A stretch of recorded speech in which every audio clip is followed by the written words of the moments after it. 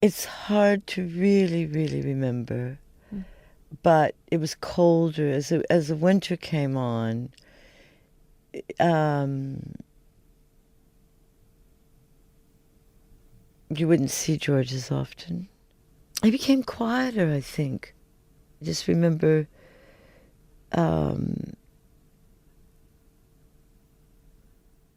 quieter. And when he knocked, the door sort of kind of went in a bit, and he could see in the aperture that there was blood all over the linoleum floor. When he had enough of an opening, he could see that George was sitting there with no blood left in his body. He killed himself? Yeah. He took a pair of scissors and cut through his carotid artery, which is a very, very sort of terrible death. You know, when somebody does kill themselves, it's devastating to a lot of people, including the people they work with. I remember one particular case that was really devastating for me. I was still in training, and I had been seeing this man in therapy for about 3 years. And I got to a point in my training where I was switching jobs and I could no longer see him. And I knew the transition was going to be hard for him. So we tried to put a lot of supports in place, and we tried to transition him to a new psychologist. And I met with him, and I explained all of this to him and explained that we were going to be there for him and we weren't going to abandon him. But while I was explaining it, he got really upset and he stormed out of the therapy room and left the office. The next week, when it came time for his appointment, he didn't show up, and right away I had this sinking feeling. And a few days later, one of my supervisors called me into his office, and he told me that he had gone home that day of the session and killed himself. He hung himself in his bathroom, and it was just too much for him. He was a person who really couldn't tolerate any type of change and had very few supports, and so the loss of that support was too much for him. Angels have no thought of ever returning you. Would they be angry if It is a level of psychic pain wholly incompatible with human life as we know it. It is a sense of radical and thoroughgoing evil, not just as a feature, but as the essence of conscious existence. It is a sense of poisoning that pervades the self at the self's most elementary levels. It is a nausea of the cells and soul. It is an unnumb intuition in which the world is fully rich and animate and unmap-like and also thoroughly painful and malignant and antagonistic to the self, which depressed self it billows on and coagulates around and wraps in its black folds and absorbs into itself. Its emotional character is probably mostly indescribable, except as a sort of double bind in which any/all of the alternatives we associate with human agency, sitting or standing, doing or resting, speaking or keeping silent, living or dying, are not just unpleasant, but literally horrible.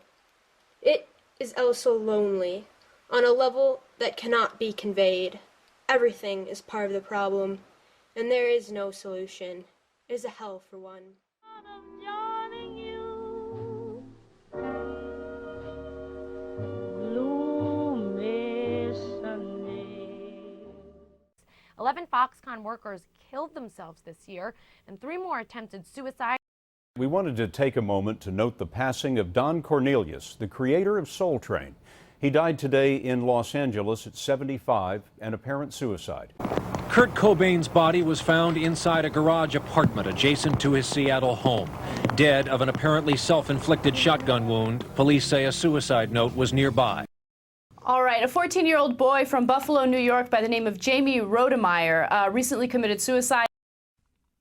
Estimates are fuzzy, but the best guess is that one person per week commits suicide off this bridge. There are a number of things that friends and family members can do to help someone who is depressed or suicidal. The first thing that we recommend is to talk to the person directly about it. This seems obvious, but the tendency is for people to avoid the topic because they're uncomfortable with it. They're especially uncomfortable if the person is suicidal. A lot of times they're afraid that if they talk about it, the person is more likely to act on suicidal thoughts or feelings, but that's really not the case. You should ask them about their thoughts and feelings and what their plans are. Don't be afraid to ask them directly if they're feeling like killing themselves. The second thing that a lot of people do, which is well-intentioned but not especially helpful, is when they find out somebody is depressed or suicidal, they'll try to come up with reasons why they shouldn't kill themselves. Instead of you coming up with reasons why they shouldn't kill themselves, the person has to come up with reasons. They have to come from them. So a lot of times we recommend that people ask directly, what are the reasons you haven't killed yourself? The most common reasons they'll come up with is that they are afraid of hurting friends and family, they're afraid of the pain, or for religious reasons they don't want to do it. When they come up with those, it's a good idea to reinforce them. So, for example, if the person says, I'm afraid of hurting my friends and family, respond, yeah, I would be devastated if you did something like that. I don't know that I'd ever get over it. So take their reasons and build on them. A third thing that we recommend is to help the person come up with a safety plan. And a safety plan usually involves at least two things. The first thing is to help them make their home safer. You can never make a home completely safe, but you can remove some of the more lethal ways that a person might kill themselves. So, for example, you remove guns that are in the house, or have them agree to give you any pills that they've stored up to kill themselves. The second part of the safety plan is to make sure they have support in place. So you talk to them about who they're going to contact when they start to feel depressed or when they start to feel like killing themselves.